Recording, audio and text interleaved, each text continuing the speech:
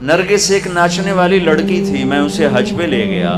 پہلے میں نے بہت سے تانے سنے اور پتہ نہیں کیا کیا کچھ سنا، پھر اس کو بیٹی بیٹی کہہ کر ساتھ لے کے چلا، میدان عرفات میں پہنچے تو شام کو وہ بہت زار و قطار رو رہی، جب شام ہوئی کیا ہوا کہ میں وہ میٹرس بچھاتے ہیں عرفات میں بیٹھنے کے لیے، تو 3-4 خواتین بیٹھی تھیں پردہ دار تسبیح والی، وہ جا کے بیٹھی تو انہوں نے اس کو وہ بے عزت کیا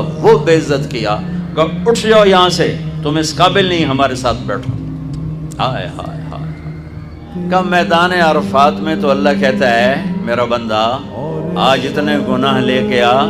جتنے بارش کے قطرے، ہائے ہائے، جتنے ریت کے ذرے، واہ، جتنے درختوں کے پتے، قربان جاؤں، جتنے گردش ایام میں بننے والے دن اور رات، ان کے گھڑی اور گھنٹے، لا اتنے گناہ لے کے آ۔ ہے کوئی دنیا میں اتنے گناہ کرنے والا؟ میرے رب کی قسم،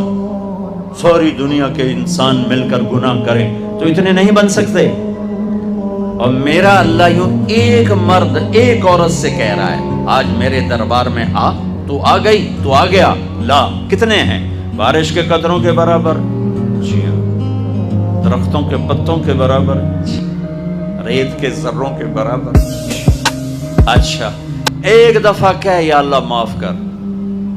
وہ کہتی ہے یا اللہ معاف کر، وہ کہتا ہے یا اللہ معاف کر، تو اس کے یا اللہ معاف کا فا بھی زبان پہ نہیں آتی کہ عرشوں سے آواز آتی، جاؤ میں نے معاف کر دیا۔